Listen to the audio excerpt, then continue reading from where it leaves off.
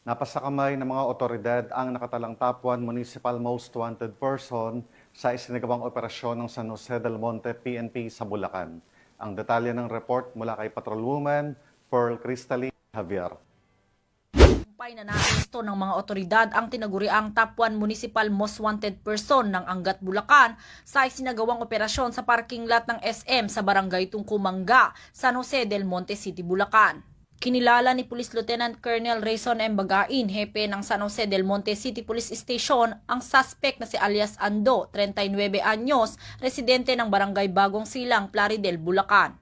Dakong alas 8 ng gabi nang madakip ang suspect sa pinagsanib na puwersa ng naturang istasyon at Angat Municipal Police Station sa bisa ng warrant of arrest para sa kasong parricide.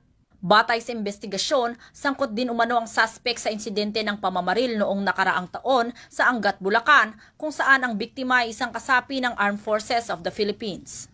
Kasabay nito, nakumpiska rin mula sa suspect ang isang caliber 45 pistol, 4 na magazine, 25 bala, 3 sachet ng hinihinalang shabu na may tinatayang timbang na 10 grams at may standard drug price na 68,000 pesos.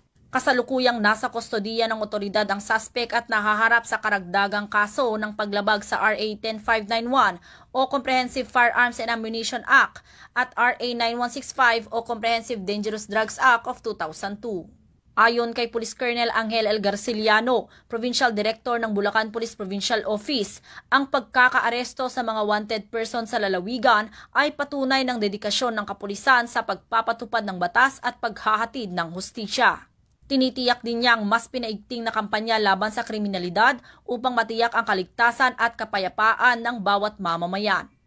Mula dito sa Bulacan Police Provincial Office, ako ang inyong PNN correspondent, Patrolwoman Pearl Cristalin Javier, alagad ng batas, taga